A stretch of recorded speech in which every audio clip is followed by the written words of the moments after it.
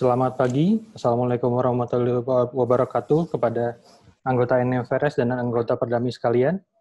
Selamat datang, saya ucapkan di webinar pertama KMN bekerja sama dengan NFRS tentang surgical retina.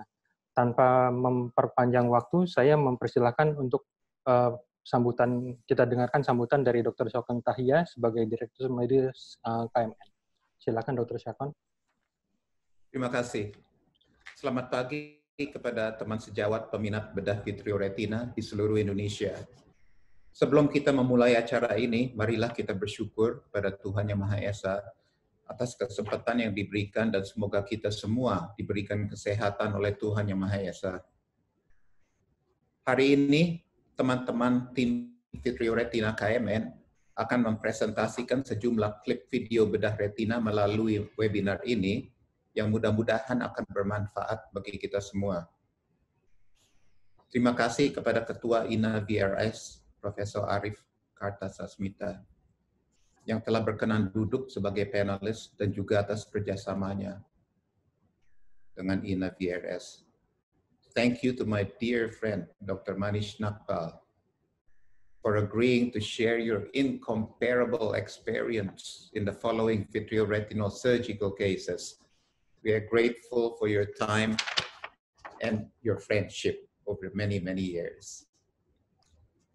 Kami juga mengucapkan terima kasih yang sebesar-besarnya kepada Alcon sebagai sponsor tunggal dalam webinar kita hari ini.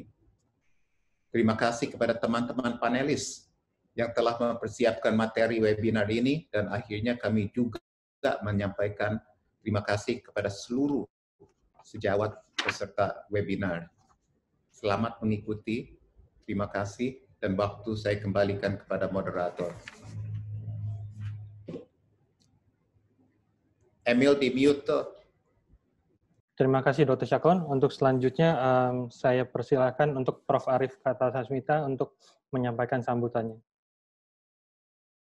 Selamat pagi, Assalamualaikum warahmatullahi wabarakatuh. Yang saya hormati Dr. Syakon dan tim KMN. Pertama-tama tentu saja selamat, dan kami di INAVRS mengucapkan juga selamat juga atas terselenggaranya pertama kali diskusi online webinar KMN dengan INAVRS. Untuk kami ini di Society, seperti Dr. Syakon tahu bahwa saat ini jumlah vitreoretinal sudah bertambah banyak. Kita masih ingat di tahun 2010 pada saat Dr. Syakon dulu juga banyak juga membantu kami di INAVRS, kami hanya punya 50 vitreosurgeon di Indonesia. Sekarang sudah bertambah sekitar 150, walaupun sebagian besar masih di bawah experience 5 tahun. Oleh karenanya, saya pikir acara-acara seperti ini sangat baik untuk bisa meningkatkan performa teman-teman melaksanakan layanan vitreoretina di daerah dengan lebih baik. Sehingga sekali lagi selamat. Mudah-mudahan apa yang disampaikan pada siang ini oleh KMN kerjasama dengan INAVRS memberikan beneficial untuk our society. Especially for Dr. Manish Nagpal, thank you for coming to share your expertise and knowledge to our society in Indonesia. I already told Dr. Syakon that we are still growing Indonesia to covering up to 150 million people in Indonesia. So it's still far away from enough to provide, to cater a good VR services in Indonesia. Terima kasih, saya pikir tidak terlalu berpanjang lebar saya berbicara di sini. Sekali lagi selamat dan terima kasih kepada Dr. Syakon dan tim yang dengan special effort-nya sudah menghasilkan suatu acara ilmiah yang sangat baik seperti ini. Terima kasih, Assalamualaikum warahmatullahi wabarakatuh. Terima kasih, Prof. Arif. Baik, terima kasih Prof. Jadi sebelum kita mulai, diskusi ini akan dibagi beberapa segmen, dan setiap kasus akan diawali dengan 2 menit video, dan akan diikuti dengan langsung diskusi antara 4 panelis, yaitu Dr. Syakon, Dr. Arijatikusumo, Prof. Arif Kartasasmita, dan Dr. Manish. We would like to ask permission untuk Dr. Manish that the presentation will be done in Indonesian, but the discussion can be done in both languages. Okay. Perfect. Just give me a cue whenever if there's a question in English so that I can comment on it. Sure. Okay. Yeah. Okay. Without further ado, I will start the first case on retinal detachment. It will be done by Dr. Syakon Tahia.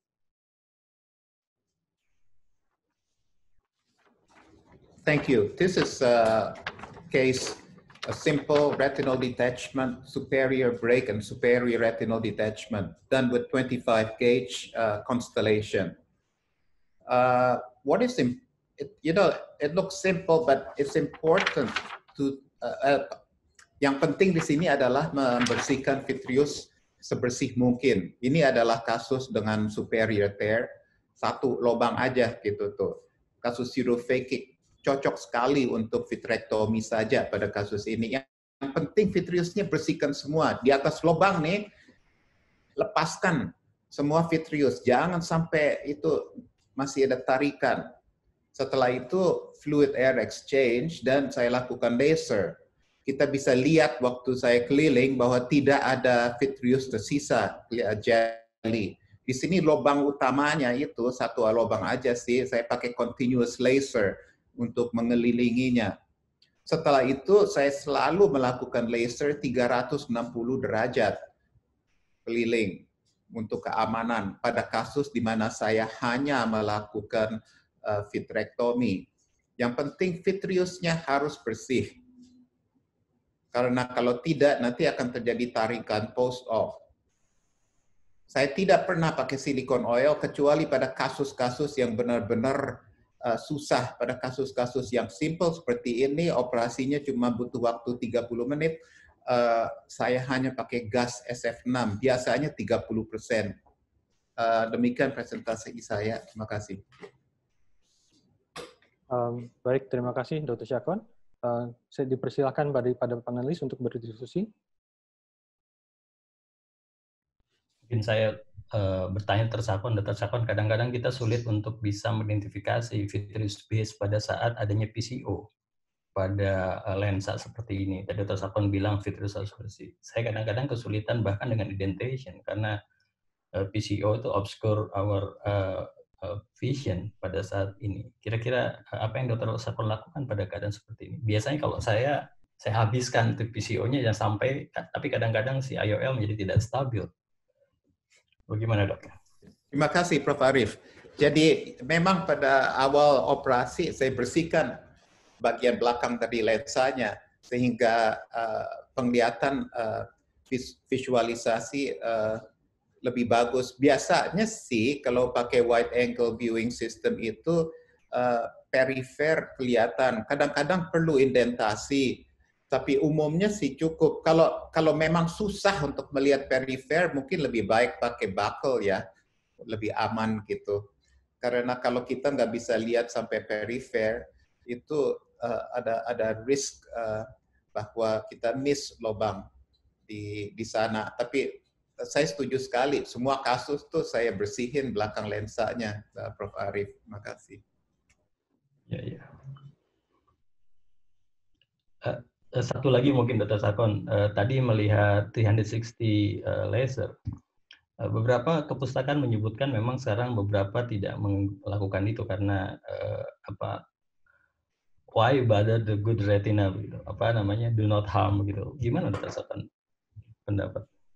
Oke, saya bicara bahasa Inggris ya supaya Manish bisa komen.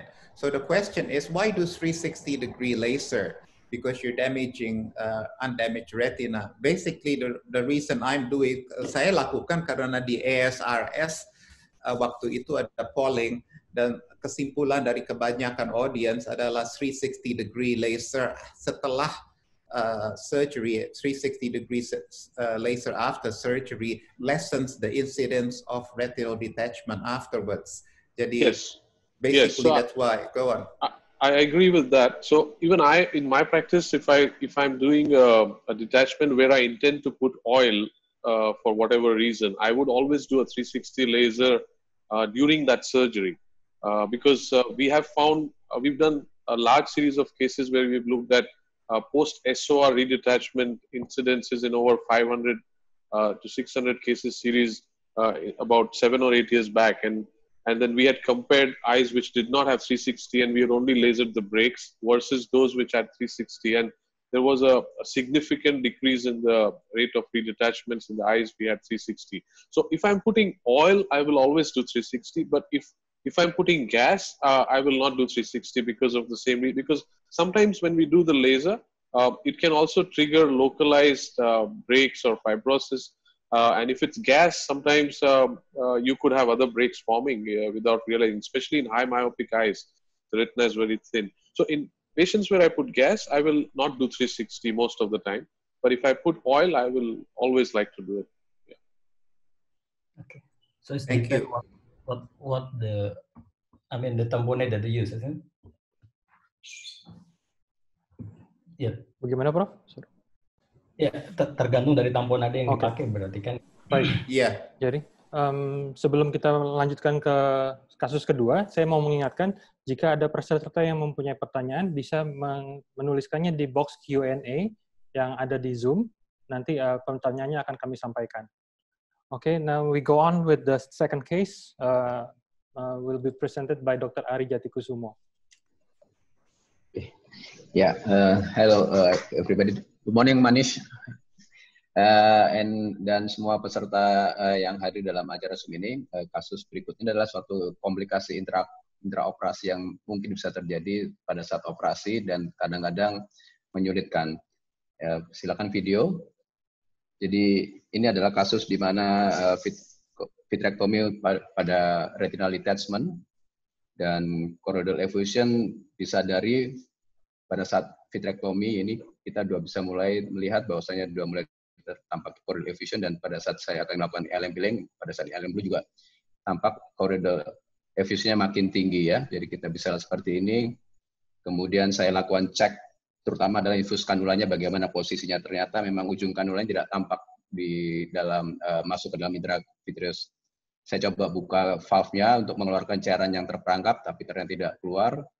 Kemudian saya mau ulang lagi pemasangan trocar kanulanya dengan memastikan bahwa ujung kanula harus bisa masuk. Saya coba pastikan dengan dibantu oleh cutter dari kontralateral untuk memastikan bahwa semuanya masuk ke dalam indera kavum intravitrealnya. Dan selanjutnya kita mulai lanjut lagi operasi. Kita lakukan LM peeling, ya, dan kita bisa lihat bahwasanya choroidal effusionnya memang tetap ada, dan menurut saya pada saat itu juga karena dia cenderung stabil, jadi tidak makin meningkat choroidal effusionnya, jadi kita tidak perlu ragu untuk tetap lanjutkan operasi sampai terakhir. Nah, kemudian ya, menjelang akhir ya kita coba cek lagi daerah choroidal tersebut.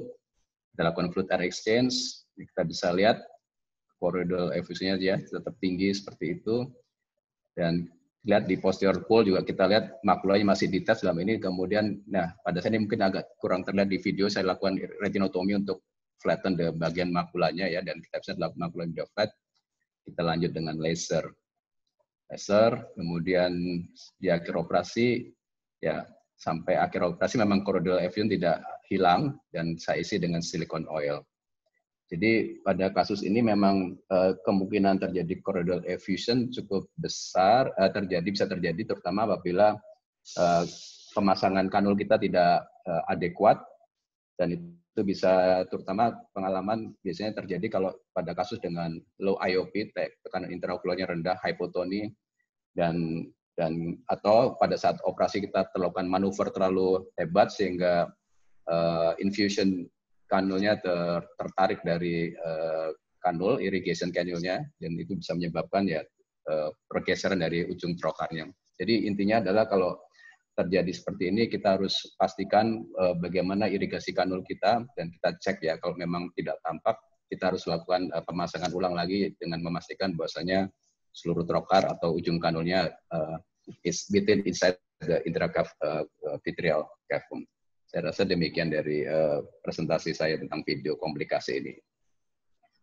Baik, thank you. Manish, do you have any comments on this? Comment. Yeah, so it's a very nice case, and this is something which has become more common since the trocar cannula systems came. I think we used to have this problem less with the 20 gauge one because with the cannulas, if there is a mild choroidal effusion and if there is a retinal detachment which is bullous, at times the cannula can go subretinal or suprachoroidal.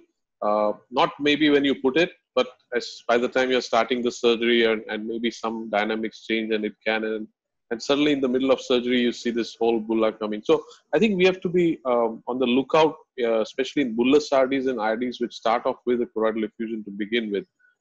And one, you have to, the foremost thing you have to check is the cannula, which Ari showed very beautifully, that he took it out, checked, then put it back, then made sure by giving pressure that the cannula was inside totally and cutting off the vitreous around it. This is exactly what I would do. This is a pseudophakic eye, so it's easy to do. Sometimes in a phakic eye, this maneuver becomes difficult. So in that eye, you have to be more careful. And at times I go not from the port on the opposite side, but sometimes make a separate port on the same side to go and do the same maneuver and make a temporary port just to do that. So I think that was shown very well, I think, how to manage it. But the main thing is to realize that you start a vitrectomy and suddenly the vitreous, the IOP inside looks a bit soft and you see this choroidal coming in. Make sure you stop your infusion first thing, go out, check. In fact, you put your infusion in the other port temporarily to build up pressure. And meanwhile, go and make another port or check why this happened. And that would solve your problem. So that was demonstrated quite well. Okay, thank you, Manis. Yeah. So, just like have your comment about what do you think about if we have a bullous retinal detachment, placing the trocar, is it better to do a perpendicular or do a bevel or two-step, something like that? Yeah, so perpendicular would be the best because you'll get the maximum length with a perpendicular. Or I would go to the extent of suggesting that if you're in doubt, if it's in the same quadrant, you could also, instead of putting infratemporally, you could put infranasally. The beauty of trocar cannulas is that you're not stuck with a quadrant by suturing or anything. You can, you could just choose a different site where you don't see the bulla and also avoid it. So either way. Okay. There's a question from the audience regarding this. If this happens, is it beneficial to use C3F8 since it expands quite big to compensate when the effusion is resolved? Well, if the break is just superior and if your criteria for the detachment is to put a gas based on the location and number of breaks superiorly, or then I would go ahead and put gas. But if suppose your aim was to put oil because of multiple breaks or some other issues, then I would still put oil. So it would be, I don't think the putting of gas or oil would change just because of the choroidal itself. It would be based on the breaks and PVR and other issues alongside. And most of the cases, the only just one more point. Only issue is that there will be an underfill of oil. You have to expect that because right now the choroidal reduces the volume of the eye inside, and what you put inside gets filled up. But within a few weeks, the choroidal would settle, and that oil would become less. So these are patients you have to give a very good prone positioning, as well as watch them in at least 10 days or 15 days. To try and look for inferior fluid and try to tell them to do more prone positioning to avoid that. Okay. Thank you, Dr. Syakon. Do you have any comments? No, Okay. It's happened to me before. And if you do enough of these retinal detachments, for sure that happens. Nicely handled. Okay, thank you very much. So we are going to proceed with the third case. This is my case. Video, please.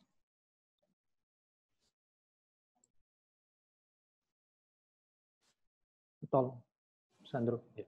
Jadi pasien ini adalah pasien umur 55 tahun dengan pasien pseudophakic dengan giant retinal tear.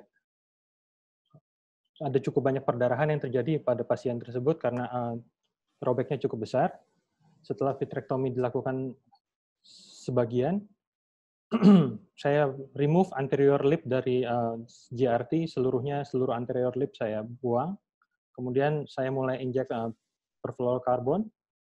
Setelah itu, perfluorokarbon saya top up untuk membantu reposisi dari flap.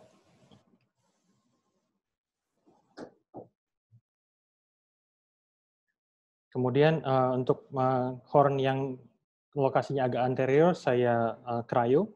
Kemudian sisanya saya laser full. Dan setelah laser, saya isi penuh kembali PFCL, dan di akhir operasi, mata terisi dengan PFCL.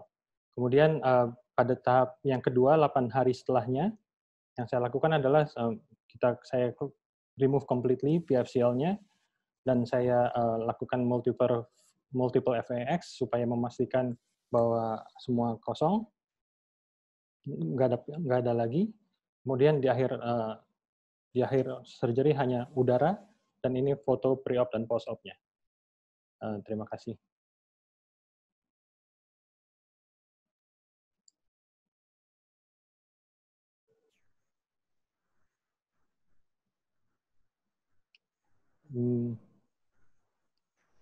Is there any Excellent, comment? excellent surgery. Excellent surgery. I think you demonstrated the classic steps for a giant retinal tear. These are the first thing is to remove a vitreous totally. You have to flatten it fully with perfluorocarbon, then do a good laser, and you also demonstrated how the horns of the tears, which usually extend and are at times difficult to laser, and do a cryo. I also use the same because the horns are covered best with cryo. You know, the scar which that forms is much better than reaching out with the laser at times. So, and then doing an exchange at the end. I do an exchange where I switch to air and then go to oil. But a lot of people prefer a direct exchange to avoid slippage. But if you do a good air aspiration from the periphery, usually the slippage doesn't occur with that also. So either way, whichever one is comfortable with works well. So this was a good classic case to demonstrate a giant retinal tear. Thank you. Yeah. If there's Saya juga melakukan dengan air dulu, nanti mungkin jadi tidak 2 step, Dr. Emil. Iya. Tapi pilih. Jadi langsung dengan air terus ganti silikon, setelah itu selesai. Jadi tidak, memang kadang-kadang slippage, tapi ya hati-hati tidak slippage biasanya. Ya. Baik, Prof. Dr. Emil boleh tanya? Boleh. Berapa lama ditaruh di silikon heavy fluidnya di dalam itu? Untuk pasien yang ini sih saya 8 hari, Dok. Tapi antara 1-2 minggu, Dok. Paling lama 14 hari, Dok. Ya.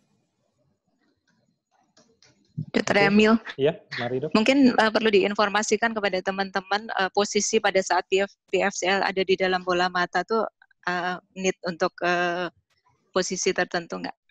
Jadi selama PFCL masih ada di dalam mata, jadi ya keuntungannya adalah pasien tidak perlu face down, jadi mereka justru terlentang selama ya sekian hari itu sampai dikeluarkan. Ya, terima kasih Dr. Upi tambahannya. Baik, kemudian kalau tidak ada pertanyaan, kita teruskan untuk kasus yang terakhir. Ini juga kasus dari retinal tear oleh Dr. Syafwan Tahiyah. Silakan, Dok. Terima kasih. Ini kasus rujukan.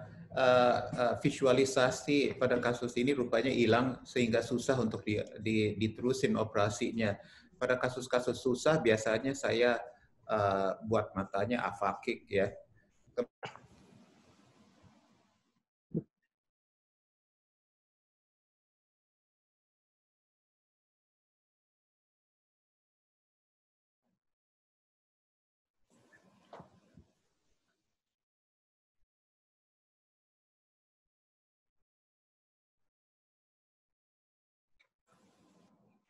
Area flap I amputate untuk mencegah PVR. Kemudian saya besarkan sedikit robekannya sehingga saya bisa aspirasi, I could aspirate the remaining perfluorocarbon under the retina.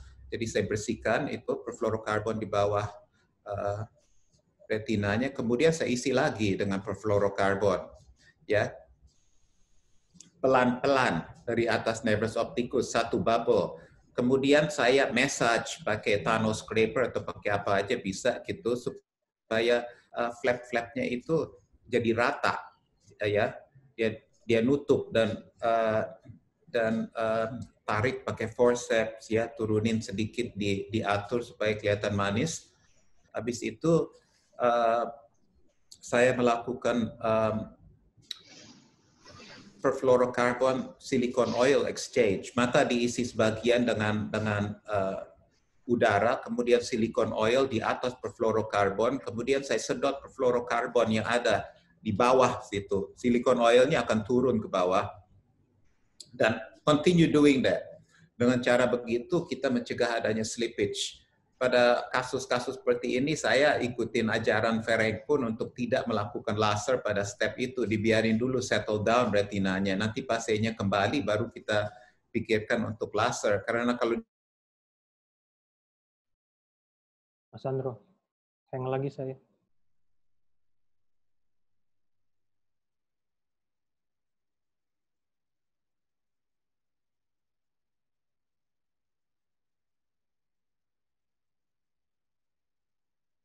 Boleh saya bertanya ini, kami beberapa waktu yang lalu kami melakukan juga heavy fluid silicone exchange, langsung dari kanula memasukkan silikon. Tapi kadang-kadang dari kanula tersebut malah bocor pada saat kita mendorong silikon masuk kanula.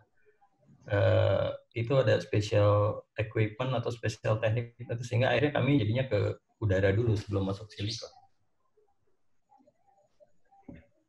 Ya, Prof. Arief, jadi emang ada udara di situ, Prof. Arief. Jadi itu kan ada perfluorocarbon, kemudian saya masukin udara, ya. Kemudian di atas ini ada udara, di dalam air-filled airnya yang setengah half air-filled, baru masukin silicon oil. Jadi silicon oilnya itu masuk ke dalam udara yang ada di atas perfluorocarbon. Jadi dia sandwich, dia naik ke atas itu. Terus saya sedot turun, udaranya gede lagi. Ulangin lagi seperti itu. Jadi memang itu kanul yang masukin silicon oil, ujungnya ada di dalam udara terus tuh. Gitu. Terus nanti kalau udah penuh, udah yakin di bawah perfluorocarbon sudah sebersih mungkin, then I stop. Saya mencobanya begini, Dr. Sakon. Jadi heavy fluid ini kita masuk fluid needle masuk ke dalam, silikon masuk dari kanula air, kanula bawah.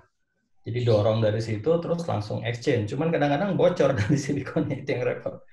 Ya, itu sebabnya saya hentikan pakai cara gitu. Jadi pakai udara dulu ya? Ya, jadi perfluorocarbon aman dengan perfluorocarbon, and then you put air on top of it, ya. And then silicone oil is on top of the perfluorocarbon, and then step by step, sedot perfluorocarbonnya tambah silicone oil, jadi buntutnya dapat ini penuh dengan sedikit udara di atas.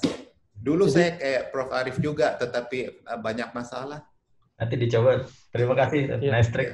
Berarti kanulanya ganti-gantian ya, Dok, antara silikon dan dengan fluid needle ya, Dok? Tukar-tukaran ya, Dok? That's right. Okay. That's right. Manish, any comment? Yeah. So again, a complex case with multiple big holes which were there, and you did a great job putting it back. I would still go ahead and do the laser. I wouldn't be confident of putting it without laser though. So that's the only thing different. And I think what I heard from what I seemingly understood from your conversation was about the direct exchange of oil and PFCl, I suppose. So that kind of an exchange would work better in such a case where there's PVR with multiple breaks, much less chance of slippage. So very well done. Thank you. Okay, thank you. I believe Manish has some videos to share. Okay, I'll share my screen.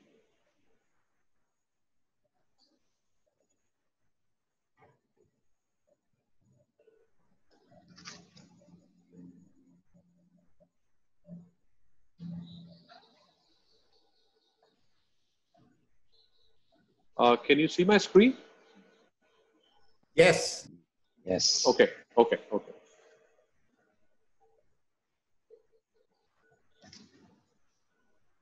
Okay, so this is a case of a complex, like a detachment with PVR changes. You can see There's a turbid vitreous. At the beginning, I'm just clearing up that vitreous, and you can see the slurring of fluid coming from one of those breaks which have folded edges on the side, and gradually clearing up the vitreous which is there, so that we can try and understand where there is traction existing and where the retina is mobile. And here you can see that I'm clearing up vitreous around the breaks, as well as in different aspects of the different areas of the vitreous cavity. And once you have the peripheral area which is there cleared up, after that you assess the part which has got vitreous in the extreme periphery. There is blood inferiorly, you saw that. So totally clearing up that whole areas. Only after that one can assess. You can see that there is a strand of vitreous circumferentially going at this area where I'm using the cutter and then trying to pull that off. After that, once you are sure that there is a little bit of mobility, you put in PFCL in the posterior pole up to the edges of the brakes, because there is still existing traction. And with this traction, if you keep on putting PFCL, it may go into the brake. So now you stabilize the posterior pole with PFCL, and then remove the traction in this mid-periphery equatorial area. As you see that this forceps used, and I'm bimanually controlling it. There's a chandelier on one side which allows me to do a bimanual approach in such a situation. So there could be two ways. One is that you have an external person indenting it and helping you with it, or you could do a bimanual with a more controlled way, because otherwise when you pull these kind of adherent membranes directly, you may create more breaks, or it may create a dialysis in the periphery. The whole retina can get pulled off. So it's best that you have a control of bimanuality for some of these complex cases where the peripheral traction is significant in these situations. So slowly we are clearing up more and more vitreous. As you can see that the peripheral part looks more and more relaxed. We are still trying to shave some of the vitreous which is adherent in that particular area. And after that, assessing and draining that. Now at this stage, because the posterior pole also had pucker-like formation, I usually put the dual dye to confirm, and then put PFCL, and then remove any ill-formed membranes with using this kind of with the forceps, after staining, which helps you remove these membranes which are over the macular area and around. So that helps you clear up any residual membranes, because the big ones you can see and remove. And then, of course, do a 360 laser and then follow it up with oil. There's one more quick case I'll show you, and then we can do the discussion. Now, this is a case which is resurgery. There's already patient that underwent elsewhere surgery, vitrectomy with oil, high myopic case. And the patient came to us with PVR with subretinal oil, as you can see inferiorly, with the traction and a contraction. Also some new vessels forming in this area inferiorly. So our first aim here was to remove the oil in the vitreous and then create an opening in the fibrotic area, which anyways needed a retinectomy, to release the oil globule which was trapped. And then we still needed further retinectomy. So I've diathermized the area posterior to that from the area that I feel had traction or a contraction, and trimmed all those ragged edges which were there in that area, and also assessed the periphery for the same.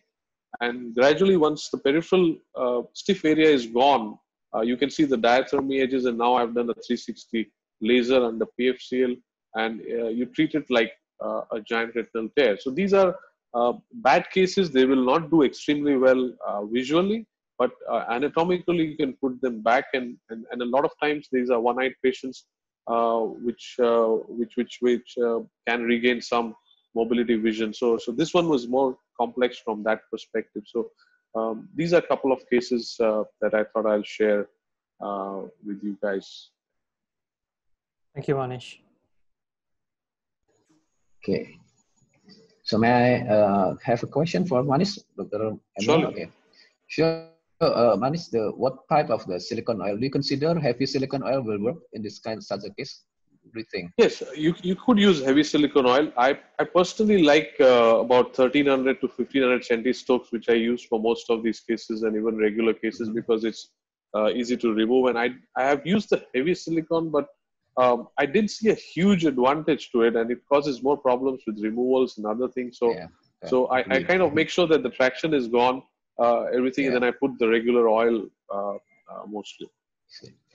Any special treatment for, if you do a large laterectomy like this, and it usually quite high risk for the development of PVR, yeah? What do you think? Any special treatment or for preventing the PVR?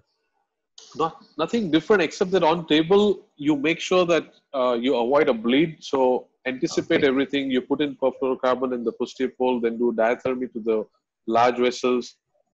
If there is a bleed, make sure you raise the pressure and stop it before the blood starts to spill over and cause a lot of pigment dispersal.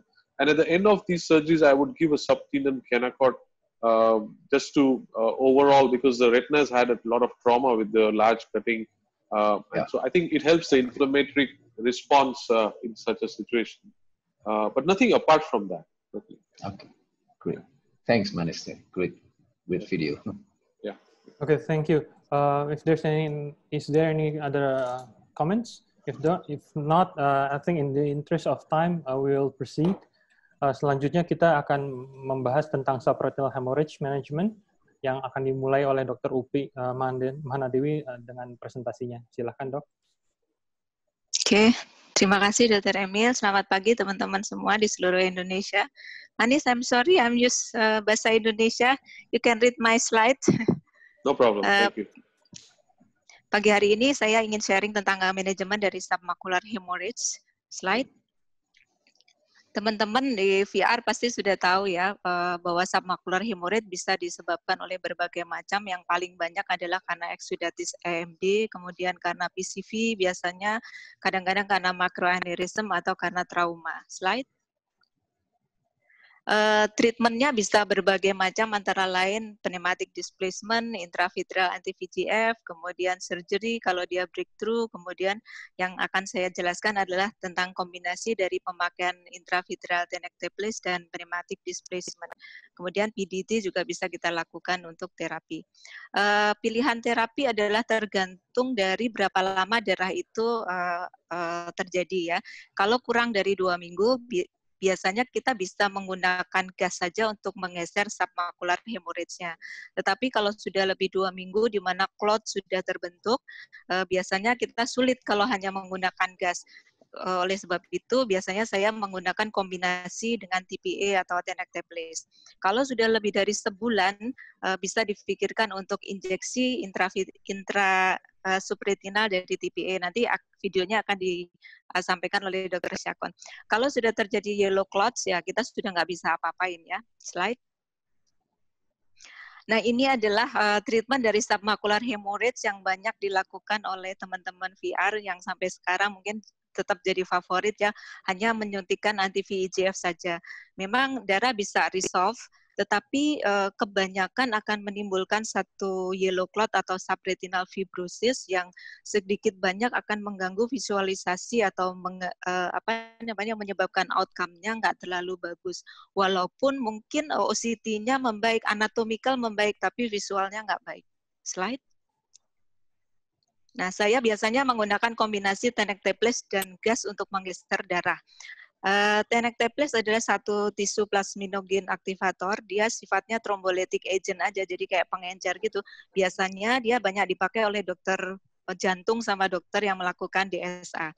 Di Indonesia itu tersedia agentnya itu tersedia. Dia mereknya biasanya brandnya tuh Metalize. Tapi yang terakhir ini yang paling baru adalah ganti dengan Actilize. Kita di KMN sudah menggunakan kombinasi treatment ini sejak 2013. Slide. Prosedurnya simpel seperti teman-teman menginjeksikan intravitreal anti-VEGF. Biasanya saya lakukan aspirasi dulu di COA supaya tekanannya nggak terlalu tinggi. Kemudian kita injeksikan 0,1 cc sampai 0,2 cc gas C3F8 100%. Tergantung luasnya darah ya. Kemudian kita istirahatkan pasien 20-30 menit. Kemudian setelah itu baru kita injeksikan tenecteplase-nya 0,1 cc saja. Setelah prosedur ini kita lakukan, yang paling penting adalah afternya. Positioning pasien sangat perlu untuk kita bisa menggeser darahnya. Slide. Hari pertama, pasien dalam posisi bebas. Kemudian yang penting adalah 24 jam kemudian. Jadi pasiennya harus melakukan face down position supaya darah yang sudah encer tadi akan bergeser ke menjauhi dari area makula. Kemudian hari ketiga biasanya kita follow up pasien untuk melihat apakah efektif treatment yang kita lakukan sudah efektif bisa menggeser submacular hemorrhage-nya. Slide. Nah, ini adalah contoh-contoh kasus. Saya sengaja mengambil kasus-kasus yang submacular hemorrhage-nya luas, supaya teman-teman notice bahwa kita masih bisa melakukan yang terbaik untuk pasien. Ini adalah wanita ya, kasus yang pertama dengan submacular hemorrhage yang luas, mata sebelah kirinya. Hari pertama, ini karena kasus pertama yang kita lakukan, kita juga was-was ya waktu itu. Tapi hasilnya kita juga jadi amazing gitu. 2 hari setelah tindakan, visus baru 3/60, kemudian 1 minggu setelah evaluasi, visus bisa naik menjadi 0,5, dan in the end of the treatment, visus bisa 1,0 ya. Jadi ini maksudnya hal yang sangat amazing untuk saya ya terutama. Tapi teman-teman juga jangan lupa bahwa underlying disease dari submacular hemorrhage-nya tetap harus ditreatment seperti umumnya ya, pada umumnya. Slide. Ini kasus kedua, mata sebelah kanan submacular hemorrhage yang luas, bagian yang di gambar yang kiri. 2 hari setelah tindakan, visus bisa 0,3. Kita bisa lihat makula pre-tindakan dan post-tindakan. In the end of the treatment, visus bisa 0,7. Jadi pasien pasti akan happy ya. Slide. Ini kasus yang ketiga, submacular hemorrhage yang tics ya, PCV biasanya penyebabnya. 2 hari setelah injeksi, visus bisa 0,3, in the end of the treatment hanya 0,6, walaupun anatomical baik, tapi kita lihat bahwa iOS junction-nya disruption-nya, jadi biasanya kalau udah gini, visus nggak bisa naik lagi. Slide.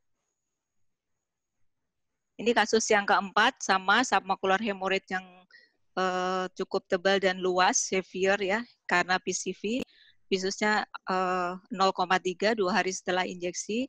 The end of the treatment tetap 0,3 karena teman-teman bisa lihat dari OCT-nya bahwa PED-nya nggak resolve ya. Slide.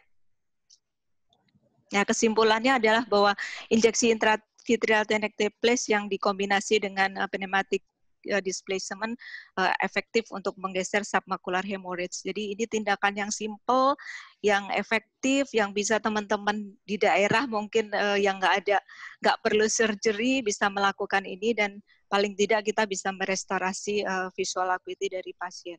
Slide. Terima kasih. Thank you for your attention. Baik, terima kasih Dr. Rupi. Kita untuk submacular hemorrhage ini kita akan langsung ke video-videonya. Video pertama akan disampaikan oleh Dr. Eko Karim. Terima kasih Dr. Emil. Kasus yang saya bawakan adalah kasus perdarahan vitreous masif yang diduga diakibatkan oleh kasus PCV. Jadi pasien usia 70 tahun datang ke saya dengan perdarahan subretinal yang masif, diduga akibat oleh PCV. Pasien saya berikan injeksi anti-VEGF melihat kondisi itu, dan 2 minggu setelah disuntikan anti-VEGF terjadi perdarahan vitreous yang masif. Setelah ditunggu selama 2 minggu tidak ada terjadi perubahan, kemudian saya kerjakan USG untuk menyingkirkan kemungkinan terjadinya retinal detachment. Setelah diyakin tidak ada gangguan pada ablasi retina, diputuskan melakukan tindakan vitrektomi pada pasien ini. Seperti kita lihat bahwa darah yang ada dalam vitreous sangat kental dan sangat lengket, sehingga kita ngerjakan dengan hati-hati. Pada bagian perifer saya memutuskan menggunakan saving mode, tidak terlalu banyak menarik gel dari retina, takut terjadi suatu iatrogenic tear pada tindakan ini. Kemudian pada akhir dari tindakan vitrektomi ini, saya berikan lagi injeksi anti-VEGF seperti biasa dengan tujuan untuk mengurangi kadar VEGF yang mungkin masih ada pada pasien ini, mengingat kondisi retina sangat-sangat buruk. Hasilnya lumayan baik. Kita lihat bahwa ini pre dan post-op OCT-nya, kemudian kira-kira 2 minggu pasca vitrektomi didapat visus akhir yang 6/30. Terima kasih, Dr. Emil. Baik, kita akan lanjutkan ke video selanjutnya oleh Dr. Ari Jatikusumo. Silakan, Dok. Ya, video, silakan. Jadi kasus yang akan saya tampilkan ini adalah kasus seorang laki-laki umur 90 tahun, last eye. Biasanya dia rutin kontrol dengan mata ini 6/6 dan ketika saat itu datang dengan visus per 300 dengan breakthrough vitreous hemorrhage ya. Karena di mata satu-satunya saya memberanikan diri untuk melakukan tindakan vitrektomi dan ini kita tampak setelah vitreous dibersihkan choroidal hemorrhage ya, dengan kita lihat latar belakang kehitaman seperti itu cukup masif. Pertama saya coba untuk melakukan fluid air exchange dan ternyata choroidal hemorrhage-nya makin tinggi ya. Kemudian saya putuskan untuk memasukkan heavy fluid PFCL dan tampak di sini kita bisa lihat bahwasanya choroidal hemorrhage-nya displace ya, jadi bergeser ke perifer. Dan pada saat ini saya cukup berharap optimis karena makulanya ternyata tidak terganggu oleh kekelainan di choroidal atau neovaskular, choroidal neovaskularnya. Dan saya akan tetap teruskan untuk melakukan tindakan drainage ya, internal drainage ya. Pada kasus ini saya coba cari area yang paling perifer dan yang paling tinggi. Saya diatermi, kemudian saya coba aspirasi menggunakan fluid needle secara aktif. Tapi memang sepertinya tidak mudah ya. Dan kemudian saya pada saat ini saya menggunakan cutter ya, jadi langsung saya masukkan ujung cutter ke dalam lubang retinektomi, saya aspirasi dan kita bisa lihat perlahan-lahan choroidal hemorrhage-nya di bawah itu kita bisa lihat lebih menipis ya, jadi tidak terlalu tinggi lagi dan terus operasi saya lanjutkan untuk supaya lebih maksimal lagi. Ini saya lakukan fluid exchange. Dan kita bisa lihat ternyata masih banyak choroidal hemorrhage yang masih di perifer ya. Saya coba pindah ke posisi yang lain untuk mencari retinektomi di mana daerah choroidal hemorrhage yang masih tersisa, yang masih tinggi. Ya, kita diatermi, kemudian ya saya aspirasi lagi dengan menggunakan cutter dan kita bisa lihat lama-lama perlahan-lahan segmen posterior atau bagian posterior pole juga mulai flatten semuanya.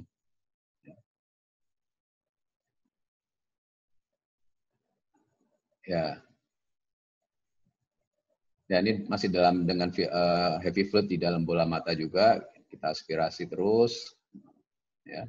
Dan kita bisa lihat tadi yang pada saat awal bullous choroidal detachment ya sekarang udah relatif lebih flat ya. Kita laser dan kemudian saya isi dengan silicone oil dan ini ada sedikit slide post-op-nya, tolong slide post-op saya. Share screen. Dr. Emil bisa tampilkan slide post-op saya. Ya, ini slide pada saat pre-op ya. Ini kurang lebih 2 hari sebelum pre-op ya. Visusnya waktu itu masih kurang lebih masih 6/6 atau tidak terlalu jauh ya. Tidak terlalu jatuh, turun dan kita bisa lihat makulanya masih aman ya. Kemudian saya suntikan pada saat itu saya ingat saya suntikan anti VEGF ya. Kemudian ternyata beberapa hari kemudian terjadi breakthrough vitreous hemorrhage dan itu tadi video yang saya lakukan, saya lakukan operasi vitrektomi. Slide berikutnya. Ini post-op-nya kita bisa lihat gambaran dari OCT-nya, retinanya relatif di bagian makula udah flat dan di gambar multicolor-nya juga kita tidak lihat lagi gambaran choroidal gambaran kehitaman choroidal hemorrhage-nya lagi ya. Slide lagi. Ini kemudian saya lakukan evakuasi silicone oil ya. Terakhir visusnya dari yang pertama pre-op per 300 kemudian sekarang jadi 0,1. Setelah itu ya pasien stabil untuk beberapa saat post-op kemudian. Ini yang Dr. Emil kasus dari saya. Terima kasih. Baik, terima kasih. Kita lanjut ke Dr. Syakon ya, Dok. Saya persiapkan videonya dulu.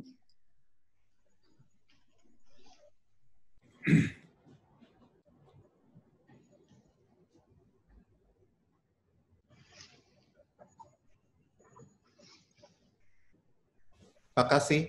Jadi ini kasus subretinal hemorrhage visus datang ke saya 0.2. Saya melakukan penyuntikan Actylize dan gelembung udara di bawah retina. Penting untuk bersihkan semua vitreous. Jangan sampai ada traction. Termasuk pada pembukaan dari retina yang terangkat itu. Jangan ada membran ya. Jadi sabar, bersihkan. Kemudian saya pakai kanul subretina yang diisi sedikit udara dan Actylize.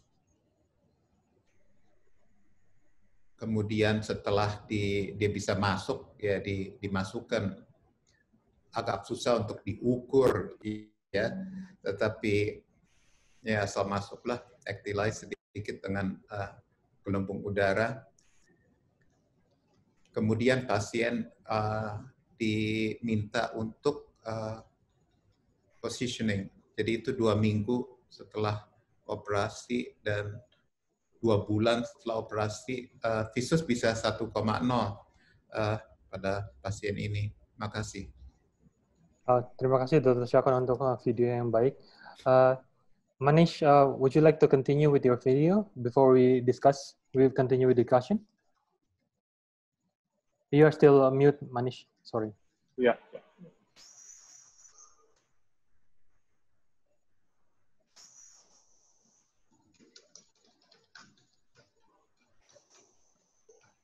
Okay, can you see my screen? Yes. Okay, fine.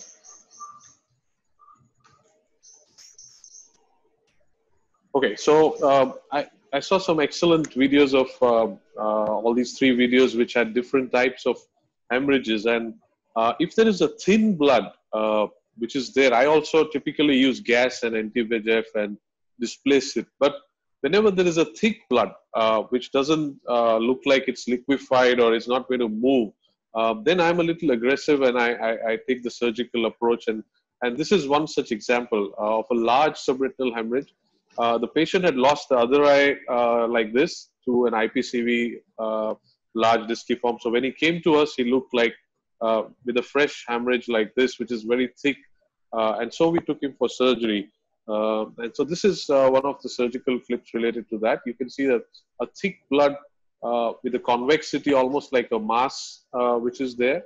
So in such a situation, what typically do is first remove the vitreous, make sure everything is gone, just like how Shakon showed. I stain with triamcinolone and make sure that the whole vitreous is gone, so that you have a clear field of play before you go and touch the retina. After that, I just put some PFCL on the posterior pole to see if it helps shifting or just to stabilize the posterior pole. And you can see that how thick that blood is. At this stage, I decided to do like a 200-degree retinectomy in the temporal periphery, going to the inferior and superior clock hours as well, so that I create, this is a diathermy being done to prepare the retinectomy in the extreme periphery. And once the diathermy is done, I would cut it so that there's a large retinectomy, creating like a idiopathic giant tear that we've created for removing the flap. And after that, evert the whole retina. Again, you have a chandelier in place. You could use bimanual for this or unimanual based on your convenience. And you can see that I'm just trying to gradually evert, and this whole thick clump of blood is now exposed on the choroidal surface that you see there. So gradually you expose it. One has to do it gradually because sometimes you may have strong adhesions in this plane. Usually if it's a fresh hemorrhage within the first few weeks, the adhesions will not be so strong. And I would only operate in such a situation. But if it's a very old one, it's best not to do this approach because you could have fibrosis and adhesions taking over. So once this blood is exposed, you can very easily use your cutter and remove it, because otherwise to remove this from a small retinectomy or to do anything else is very difficult. But because now you have a direct exposure, you can use your good vacuum, your cutter, everything, and this whole mass of blood gradually clears up with the cutter. The retina is inverted on one side, and gradually you see that whole choroidal surface getting clear, and the last bit of blood going in. After that, you treat it like a giant tear, and you can see that now I'm putting perfluorocarbon and flattening it. So you see here the residual pigmentary disturbance which is there from the original membrane or the site of leak, but otherwise that whole thick clump of blood has cleared up. And then of course do a 360 laser, just like a giant tear, and do the exchange first with air and then put oil, is how I would treat it at this stage. And this is the post-op 1 month picture of that. You can of course see the pigmentary disturbance here, which is because of the hemorrhage, the original source. But the patient did reasonably well, given that he's got one eye and the other eye cleared up well enough for him to have good mobility vision. Another situation I'm showing you is a medium-sized thick hemorrhage, not a huge one, but a medium-sized thick one, not like a flat one, which I would also do a gas displacement. So this whole central part is quite thick. This is not amenable to just kind of moving with gas to a large extent. So here I do a procedure with posterior retinectomy, which I'll show you. So first thing is to clear the vitreous.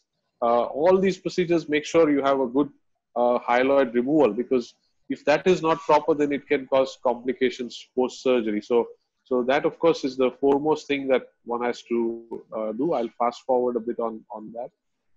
And then what I do is I identify the area of maximum kind of height, and I'm going along this vessel and making a smiley-shaped incision so that I get more surface area. Not a straight one, but a smiley one. The macula is somewhere here in this area. So what I do is I just make this so that I can make an opening from here in this plate, because here I don't want to do a large posterior peripheral retinectomy. This area has already got a lot of pigmentary damage below, so I don't mind sacrificing a small scar in this area. And then I use a cutter. Now here my cut rate is 100 cuts a minute. So it's not 5,000 or 7,000. I reduce it to 100 cuts. So it works like a scissor. So you have a very controlled scissor. It just goes cut, cut, cut, cut, and you have excellent control. Because if you use it at your normal cut rate, you can suddenly create a bigger tear and can go out of control. So remember to use a very low cut rate. After this, I just use, make sure that the cutter sport is insinuated in the complex of hemorrhage in the membrane. Use a very high vacuum, and you'll see that the whole complex gets pulled out of that retinectomy. So calculating the size is important. You have to make sure that the size that you make the retinectomy is good enough. So as long as that's fine, the whole complex has come off. Blood admixed with the membrane, everything has come off together.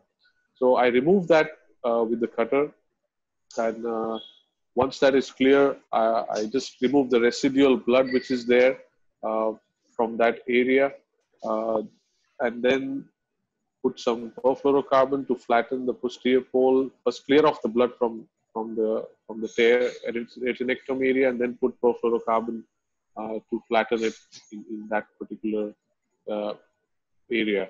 So this is how it looks like at the end of surgery. After this, I'll remove it and do a very mild laser to this, just a single row of a very fine laser that is done to make sure that there is no opening from that which can come up post-operatively and form PVR changes. So very mild laser there.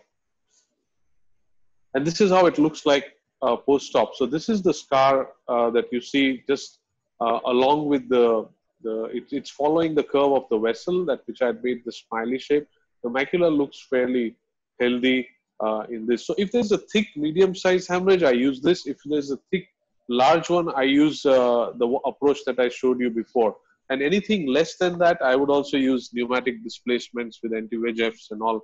So these are the approaches that I use for large subretinal hemorrhages. And I've also used what Chacon uses in some cases, where you put in air under the retina and also do an air fluid exchange and leave it. And they work well in thin hemorrhages, thin layered large ones, which work very well.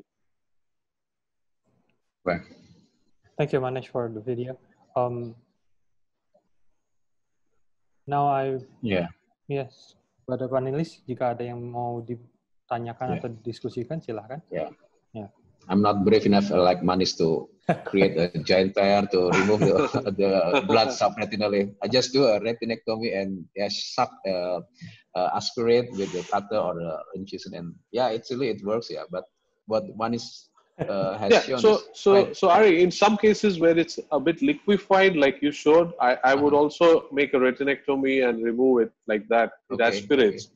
But and it happens actually in some cases where there is a subretinal hemorrhage due to a buckle when you do a drainage, and then there is a bleed. Sometimes those bloods are more liquefied and they come off like that. But the AMD ones, IPCB ones at times are so thick. I mean, you saw when I put PFCL, that's a huge mass. That's not going to come with a small retinectomy for sure. So those you need something bigger.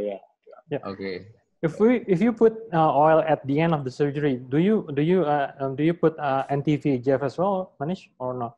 Yes. All these cases I put anti-VEGF. What I do is at the end of surgery, I inject the anti-VEGF in the intracameral space, so that I'm not. Because it does act in principle from there as well, and also does not directly mechanically dilute the silicone oil to begin with. You know, in the initial phase, it's absorbed by the uveal tissue more rather than injecting straight into the vitreous, because anything that you mix with silicone oil will emulsify it faster. Yeah. So maybe in TDR cases, intracameral anti-VEGF is the way to do it. Yes, I think so. Yeah. Perfect. Manish, how about the cases where the blood has become yellow? I once spent nearly 3 hours on a case and ended up still with very poor vision. Do you do anything about them? No, you mean white-colored blood, yellow-colored blood under the retina, right? Not the hemorrhage itself. Yes. If there's a vitreous hemorrhage, you clear it. But if you see a dehemoglobinized yellow blood under the retina, it's best to leave it alone. Okay. Thank you. Okay. Thank you very much. I think we should proceed with the macular hole session. Dr. Shakon will start with his case first.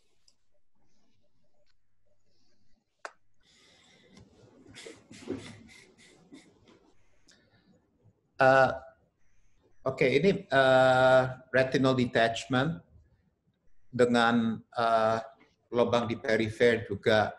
Waktu saya operasi itu selang 1-2 hari setelah gambar ini diambil, seluruh temporal retina lepas dan ada lubang di makulanya.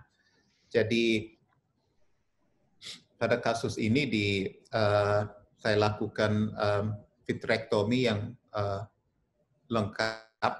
Ya, saya coba keluarin cairan subretina sedikit, kemudian saya isi dengan ILM blue untuk mewarnai ILM pada makula. Kemudian saya tambah perfluorokarbon. Ternyata stainingnya kurang, jadi saya semprot lagi walaupun sudah ada perfluorokarbon, just spraying the methylene blue under the perfluorokarbon. Kemudian saya bisa peel ILM-nya dan saya tarik ke bawah, jadi dia gantung dari atas superior ke inferior menutup lubangnya.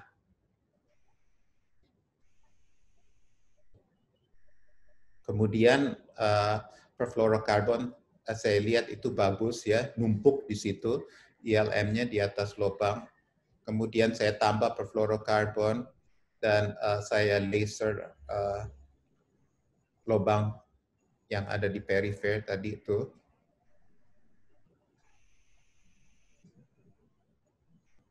Dan setelah itu saya lanjutkan dengan perfluorokarbon air exchange karena kita nggak mau pindah itu flapnya yang numpuk di atas macular hole. Dan 2 minggu pasca operasi pakai SF6 penglihatan maju dari 0,05 ke 0,16 dan lubangnya tertutup dengan baik.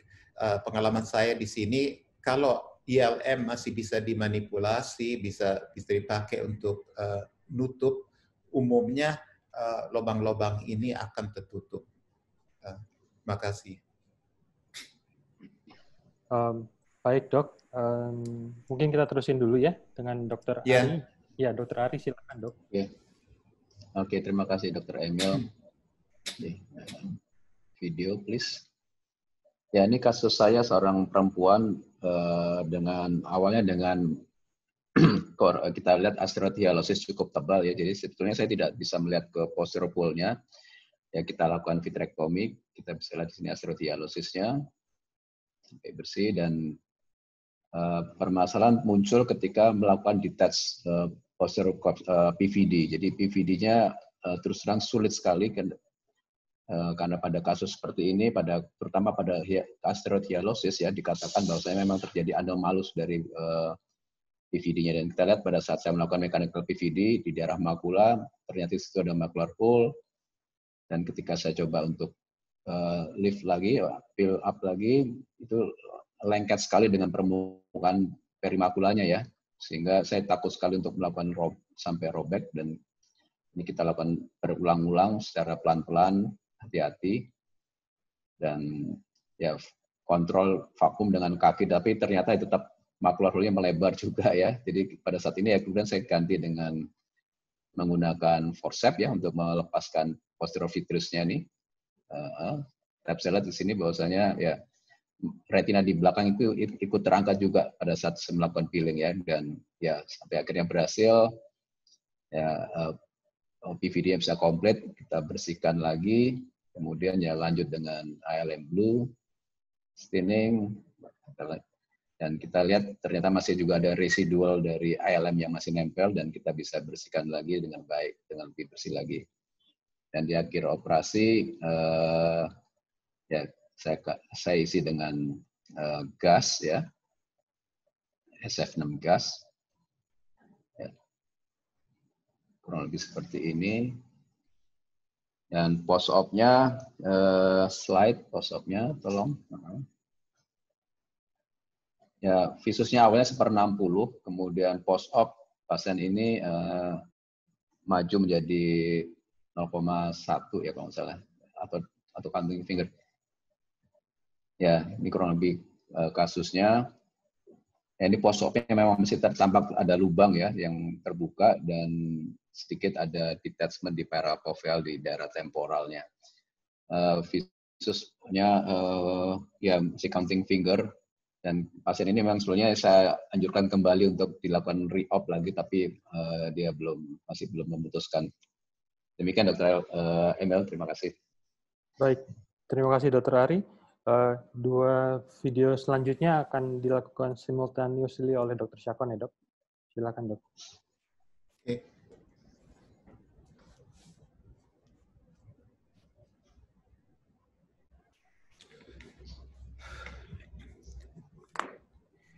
Ini myopic macular hole rupanya udah kronis, dan pernah berobat ke tempat lain tapi ditolak karena katanya percuma dioperasi. Tetapi setelah dijelaskan kemungkinan dia masih mau, jadi saya terima. Bersihkan semua vitreous harus dibersihkan dari permukaan. Kalau sudah yakin dengan bantuan triamcinolone dan sebagainya, saya masukin ILM Blue. Saya tinggalin ILM Blue untuk 2 menit pada kasus-kasus seperti ini. Kadang-kadang lebih, supaya pewarnaannya benar-benar mantap. Kemudian susah peeling ILM pada ini myopic macular detachment. Jadi kadang-kadang saya pakai itu Thanos scraper aja, yang saya folding, saya ngambil dari samping supaya bisa dimasukkan ke dalam lubangnya. Pendeknya itu lubang tertutup atau tersumbat. Dan akhirnya bisa. Hati-hati jangan sampai copot, hati-hati jangan sampai tersedot nanti ya. Jadi semua aspirasi harus jauh dari macular hole-nya atas nervus opticus ya. Saya coba tumpuk dan masukin ke dalam, terus fluid air exchange. Kemudian saya pakai 30% SF6-nya. Saya selalu jahit kalau pada kasus riwayat minus tinggi, karena kadang-kadang bocor. Dan 5 bulan pasca operasi, visus bisa maju menjadi 0,5 dari 0,2. Pasien cukup senang. Ya, langsung. Lubang tutup. Ya, berikut. Yang berikut adalah kasus yang pertama kali tidak berhasil untuk nutup. Kemudian pasiennya datang lagi. Kebetulan istri dari kolega jadi agak pengertian gitu. Saya gesek-gesek pakai ini kan yang sebelum operasi itu. Terus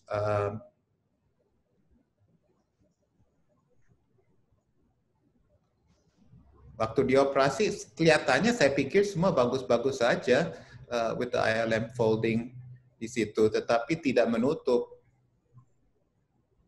hanya mengecil gitu. Terus saya manipulasi sedikit, ulang lagi operasi dengan tenoscraper untuk coba dorong-dorong ILM yang saya temukan ke dalam lubangnya, dan tindakan ini berhasil untuk menutup. Ini saya namain enhancement, soalnya orang-orang lasik selalu pakai enhancement kan. Jadi ya, ini enhancement untuk macular hole berhasil tutup, dan visus awal 3/60 atau 0,05 akhirnya jadi 0,5. Jadi mungkin ininya adalah bahwa okay, go in, try again. Terima kasih. Thank you, Dr. Syafwan. Manish, do you have a video on macular hole? You're still muted, Manish. Sorry.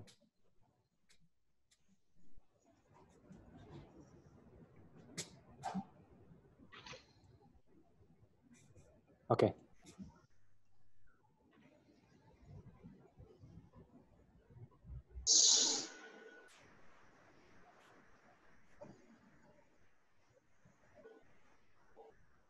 Okay, so this is a case of epiretinal membrane with the macular hole that you can see. And the first step is to remove this was like a membrane which is almost on the hyaloid. So as you see that I just removed it with the cutter. It wasn't something adherent. And after that, of course, we test for any residual hyaloid. There was none. Then the usual staining of the ILM and then removing with the forceps. I do a pinch and peel technique typically. Only if it's a high myope and it's difficult to see, I would use a finesse loop or a Thanos scraper to start with. But usual cases, I would do a pinch and peel with the forceps, which works quite well with the ILM forceps. So about a 2 to 2.5 disc diameter of a peel typically is what I do. And once I've done that, I use something that we've developed with a local company, a massager, we call it. It's just it's like an external depressor which is made in 25 gauge size. It's just got these rounded smooth edges, so that, because initially I used to use the edges of my forceps to do this, but of course that's not a great instrument and can be traumatic. So this is something which is smooth, round-bodied, atraumatic. So what I do is, after doing ILM peel, would gently move this, massage the edges 360 degrees gently all around the macula. And you can see always that the edges tend to become relaxed. Initially they were rounded, stretched, and then you'll see that they tend to become loosen up, because there's a residual stretching and a contraction usually in these cases. Once, especially in grade 4 holes, grade 3 to 4 holes, there's always a residual contraction. So this is how I use this particular tool to reduce the size of the hole. And after that, when you do an air fluid exchange, you'll see that this hole will almost close on table or become a pinpoint, because the relaxation has happened in toto, and on table they would close. So this is what is my classic technique for a macular hole. And this is how it looks like. This massager is just a miniature form of an external depressor in a 25 gauge format. Beautiful. Yeah, thank you. Oke. Right. Ada pertanyaan kali ya? Yes. Bertanya Dokter Ari, kalau misalkan kita mau peeling ya untuk macular hole pada kasus-kasus myopik itu kan panjang bola matanya, kadang-kadang nggak sampai juga itunya apa namanya forcepsnya itu. Mungkin ada tipsnya bagaimana caranya kita bisa peeling kasus-kasus tersebut, Dok? Dokter Syakon kali ya itu ya, myopic hole tadi itu. Ya, memang kadang. Ari, I loved your video where the hole enlarges. Oh, okay. That was a tough, very stiff adhesion of the. It's a very pathological adhesion, and sometimes it's extremely difficult to get the witches off. And these are eyes which at times have this. So I've had something very similar in an eye with the retinitis pigmentosa and macular hole. These cases also sometimes have membranes or stiff adhesions, and I could see the hole suddenly enlarging as soon as I do a PVD creation. Very interesting. Yeah, Manish. So there's this is a question. case of asteroidialosis, yeah. Manish, there's this question that if the eye is too long and then you need to do a macular, you need to peel on macular hole, myopic macular hole. What do you do if you cannot reach it? Yes, very, very relevant question, and it's a big problem with high myopic eyes. So there are multiple ways. I have a lot of colleagues who say that if it's a high myopic, we will use 23 gauge instrumentation because the instruments are a little longer. The cutter, everything is a bit longer.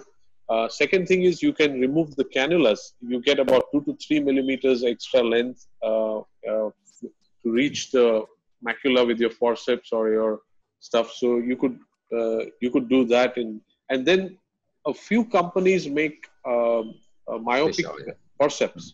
They are longer in length. So there are 2 or 3 of these things which one could do to overcome that. But nevertheless, it's a problem. Okay, thank you, Manish. I think we should proceed with diabetic retinopathy. Yeah. We will start with Dr. Ari. Oke, Dr. Emil.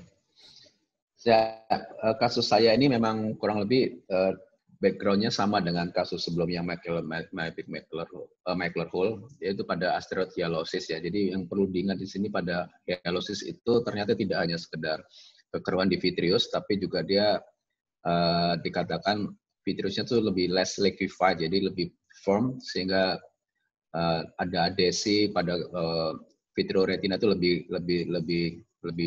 adesinya lebih kuat gitu ya, sehingga memang dikatakan pada saat melakukan operasi vitrektomi pada kondisi ada asteroidialosis memang kesulitannya adalah melakukan mechanical PVD-nya.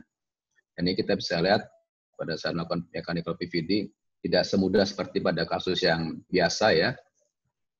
Dan itu perlu dilakukan beberapa kali, dan kita lihat pada kasus seperti ini beberapa tempat di mana juga terjadi adanya vaskularisasi itu juga akan memperberat adesi vitreoretinanya, sehingga pada saat melakukan mechanical PVD kita harus lebih hati-hati, dan seringkali memang perdarahan ataupun perobekan retina tidak bisa dihindarkan ya. Ya.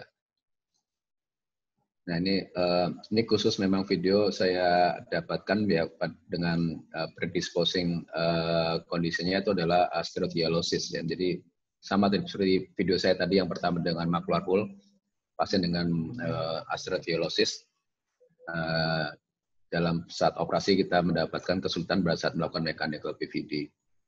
Ya kebetulan tapi untuk kasus ini tidak sampai terjadi robekan retina, dan kebetulan makulanya juga cukup baik. Kita lakukan laser dan saya isi dengan gas. Video post-op-nya tolong. Ada video post-op ya, kebetulan pada kasus seperti ini post-op-nya hasilnya cukup baik. Pre-op 1/60 counting finger, post-op-nya kasus ini menjadi ya slide lagi ya 0,4 dengan gambaran makula yang cukup baik dan retina juga aman, tidak ada masalah Pak. Demikian Dr. Emil. Baik dok, kita lanjut ke Dr. Syakon ya dok. Silakan dok. Jadi berikut adalah juvenile diabetic. Sekarang pada juvenile diabetic, kalau saya operasi, saya langsung phaco, kemudian supaya bisa laser sampai ini pakai lampu tadi itu bisa CCC dengan enak. Biasanya kan susah, nggak dapat refleks karena darah di belakang. Jadi saya phaco supaya saya bisa sampai ke retina paling perifer. Jadi lasernya sebanyak mungkin, tapi jangan pakai power terlalu tinggi ya. Saya usahakan hampir ke orasi rata kalau bisa, karena banyak sekali kasus-kasus yang kemudian terjadi perdarahan ulang dan sebagainya. Pada akhir operasi saya tambahin NT-VEGF. Saya cek makulanya just to make sure everything is okay, and then put in some Avastin. Ini gambarannya, saya lupa ya, 2 bulanan kali ya, habis dioperasi cukup baik, tidak terjadi perdarahan ulang. Visus nggak pernah bisa lebih bagus dari 0,4 mungkin karena penyakitnya sudah lama. Terima kasih. Okay, Manish, we proceed with your cases, please. Thanks. Can you unmute yourself first? Thanks.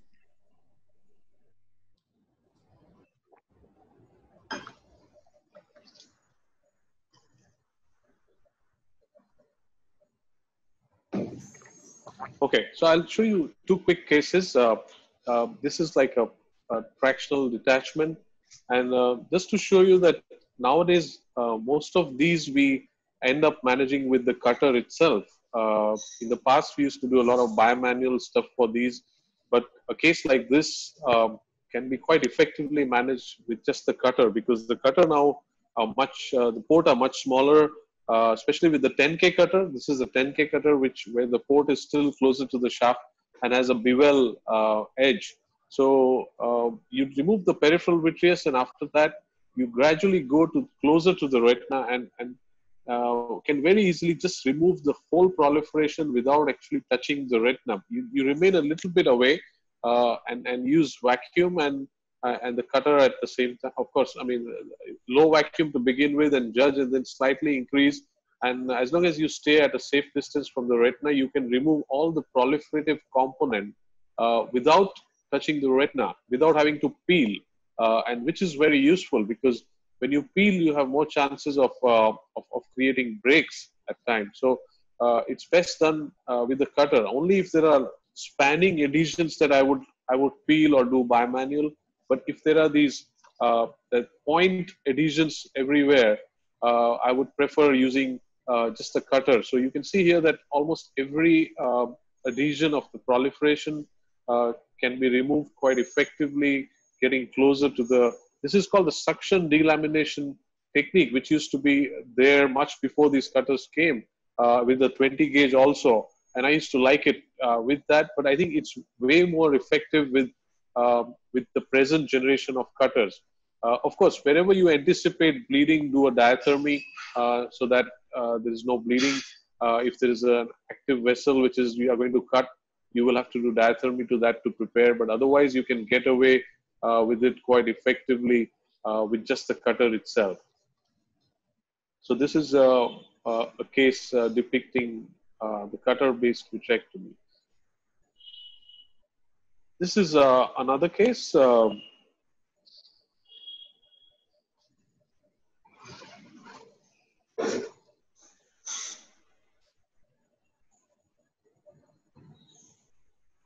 Okay, so this is another case which has a lot of subhyaloid hemorrhage interspersed with proliferations in a diabetic case that you can see. So here once again, as you can see that we are first removing the central vitreous and then the hemorrhage in the central part, the subhyaloid component, you make an opening in the hyaloid and the subhyaloid component starts to clear up. And then the key is to identify the edges of the hyaloid, because now the hyaloid is attached all around the disc, as you can see. So in this case, unlike the previous case where there were point adhesions, here the hyaloid is attached in toto with point adhesions of the proliferation. So you have to carefully judge these adhesions and gradually apply a vacuum and see how it leads up to. And you can see that if they move up, then you go and cut and create openings and keep on enlarging that. So you move a few clock hours, lift that area, clear it up, then you again go to another clock hour and then try to remove it 360 degrees. So now, as you see, I'm trying to remove it inferiorly.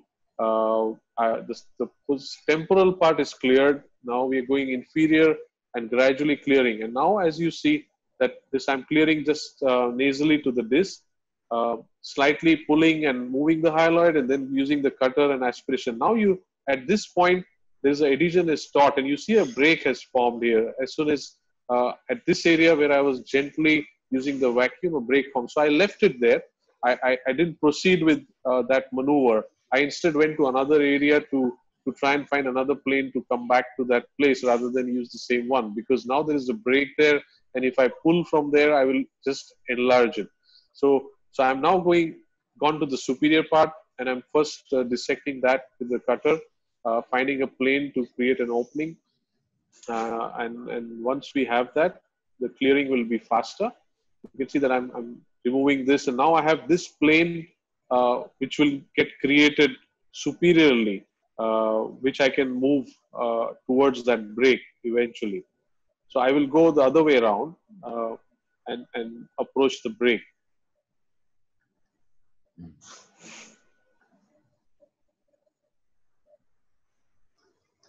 So now you see that I'm now peeling it off. This is the break which was there, and I've removed that whole proliferation membrane which was adherent to that. And then, of course, clear up this last bit of adhesion superiorly, which was residually there, and then do a good 360 laser to complete that. So this is just to show that I mainly now use the cutter for dissections for diabetics, unless there are spanning adhesions where bimanuality or others could help. Thank you, Manish. Prof. Arif, do you have any experience on PDR that you would like to share with us? Actually, I cannot open my video because I still, converse or something. But I just want to share about you all about my cases with the macular hole in the TRD cases. So it's very big hole on TRD, and I try to peel in the membrane.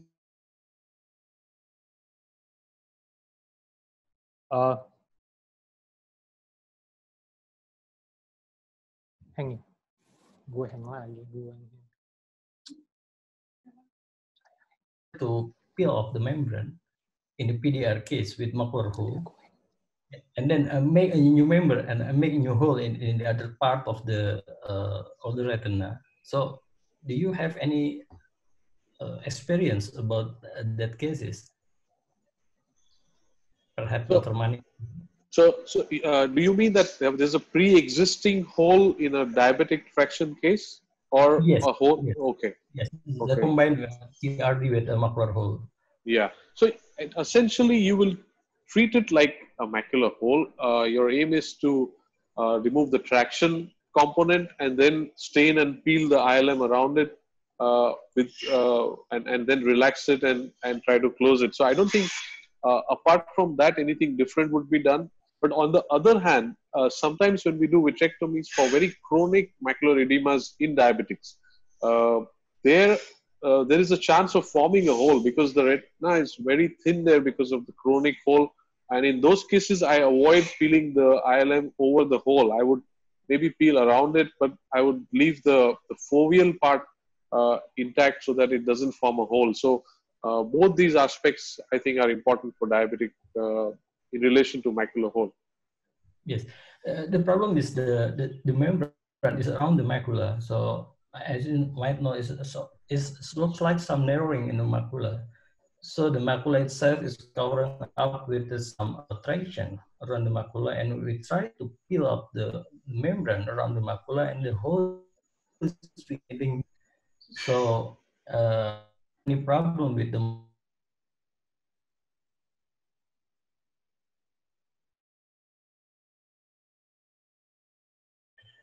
that's so. Yes. So what do you think is about that case?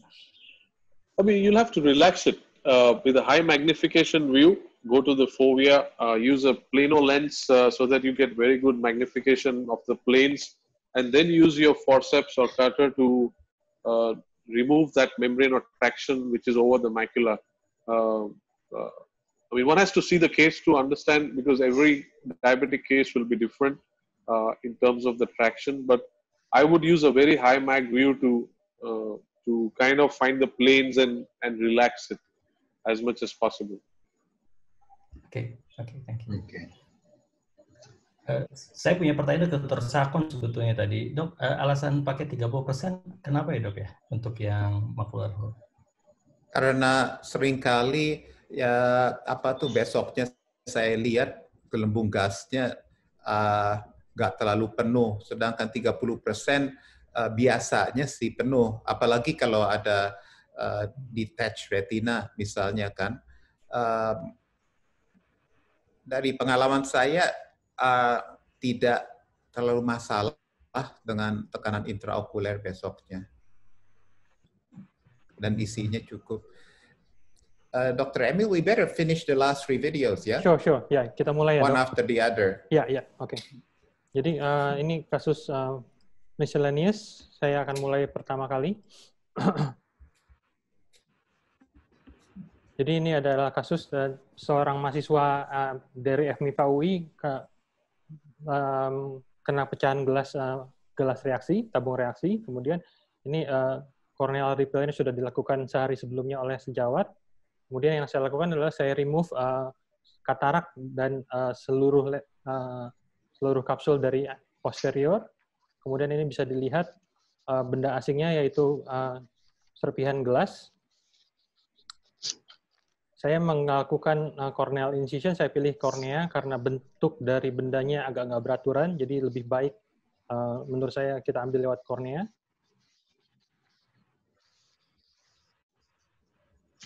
Diangkat dengan forceps, kemudian dikeluarkan lewat clear kornea. Seperti dilihat tadi, kemudian selanjutnya vitreous removal saya komplitkan dengan mengindus PVD dan menghilangkan semua vitreous.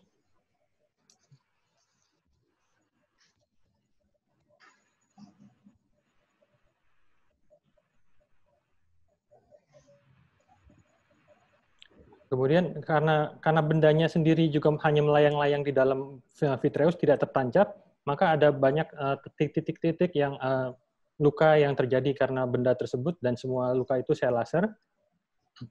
Dan di akhir operasi saya isi hanya dengan udara saja karena tidak ada detachment. Ya, itu sekian dari saya. Oke. Kita langsung aja dulu ya, Dok, ya, Dr. Syakon, ya. Ya, langsung. Ya, oke. Ada kasus endophthalmitis dari Dr. Arif Wildan. Ya, baik. Terima kasih Dr. Emil kesempatannya.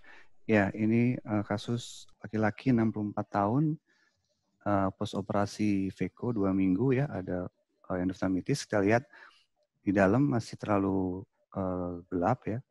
Kemudian kita coba di anterior segment kita bersihkan membran-membran yang berada di depan untuk membuat visualisasi lebih baik. Kita lihat di sini juga fibrin-fibrin ini kita coba remove. Juga debris-debris yang berada di anterior chamber. Ini bisa membuat visualisasi kita juga lebih baik ke arah belakang. Kemudian kita kembali masuk ke dalam. Ini nampak sekali masih keruh di dalam. Kita harus berhati-hati, jangan sampai terjadi robekan di retina. Pelan-pelan kita coba masuk. Kita lihat ada celah untuk masuk ke melakukan induced PVD, hati-hati sekali lagi. Jangan terlalu dipaksa, apapun yang misalkan sudah lengket, ya ditinggalkan saja, artinya tidak perlu kita paksakan untuk diambil. Kemudian kita coba lagi, sebisanya saja, sebersih yang kita bisa. Tampak sudah mulai jernih, kita cek juga di perifer, jangan sampai kita membuat break di perifer juga. Kemudian setelah itu, kita menutup semua lubang yang ada yang kita bikin dengan jahitan, dan di akhir operasi juga kita berikan injeksi antibiotik intravitreal ini.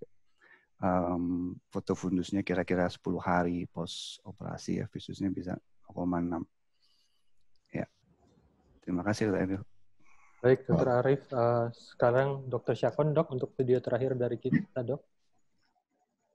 Ya, terima kasih. Ini kasus APROP yang dikasih oleh Dr. Rini Hersetiati. Gambarannya begini, yang pre-op-nya. Aggressive posterior retinopathy prematurity, jadi memburuk sangat cepat ya. Kita melakukan vitrektomi, sklerotomi 1,5 mili dari sana. Coba tidak kena ke lensa ya, tapi paling penting jangan kena, never touch the retina. Kalau retina bolong, habislah kita. Jadi itu jaringan-jaringan yang itu tuh jangan diapa-apain. Vakum saya 200 mm mercury, pakai Constellation 25 gauge, ya, maximum cut rate. So anterior posterior traction-nya aja dihilangkan, ya. Jangan coba tarik-tarik. Jadi kita masukin triamcinolone untuk bantu, ya. Gentle banget. Jangan sampai ada manipulasi pada retinanya, ya. Setelah itu sudah, saya nggak jahit, walaupun ada beberapa orang yang jahit. Ini gambarannya 2 minggu setelah operasi, kelihatannya jelek. Fluorescence-nya juga begitu. Tetapi kasus-kasus gini sabar, ya. Ini 5 bulan setelah operasi, dan ini adalah 9 bulan setelah operasi. Visusnya nggak ketahuan karena umur juga baru setahun. Yang paling penting, don't be aggressive with APROP. Never make a tear in the retina. Itu dari saya, Dr. Emil. Baik, Dok. Dr. Manish, do you still have any videos that you want to share with us, or no? No, I'm fine. No. You're fine. Okay. I've shown all, yeah. Mungkin ada pertanyaan dari panelis sebelum kita tutup, Mil. Ya. Dari para Saya panelis. Dr. Sakon, kalau boleh saya tanya Dr. Sakon, kadang-kadang pakai 25 gauge di ROP, saya sering trocar itu tetap panjang untuk bisa melukai retina, yang terutama yang anterior paneling. Nah, ini pas kita nusuk itu kadang-kadang suka luka retina. Ini punya trik khusus. Kadang-kadang saya tidak berani masuk full, jadinya cuma setengah dulu, baru saya dorong setelah setengah. Itu gimana tuh? Ya, jadi pada kasus-kasus seperti itu saya mainnya semua dari COA, Prof. Arif. Jadi infusion cannula di anterior chamber, cutternya juga di situ, semuanya dari situ. Sampai kita yakin tentang posisi di mana. Nanti later on kalau bisa masukin lampu dan sebagainya dari belakang, oke. Tapi yang paling penting buang lensanya dulu kalau pada kasus seperti itu. Kasus yang APROP seperti ini semuanya di belakang, posterior. Jadi bisa. Tetapi yang stage 4B, stage 5 memang sangat sulit. Dan mainannya dari COA kalau saya biasanya. Karena kalau luka, cilaka. Ya, jadi nggak lens sparing Dok ya, diambil saja sih. Iya, nggak bisa lens sparing kalau itu retinanya udah naik. Terima kasih Dok. Yep. Baik, Dok. Apakah ada yang panelis yang mau bertanya lagi atau final remarks? Jika tidak, Dr. Ari, enggak? No. Oke. Jadi terima kasih. I would like to thank Manish and Prof. Arif untuk for your time in this for everything that you've shared with us. Terus kemudian ada beberapa pengumuman. share screen.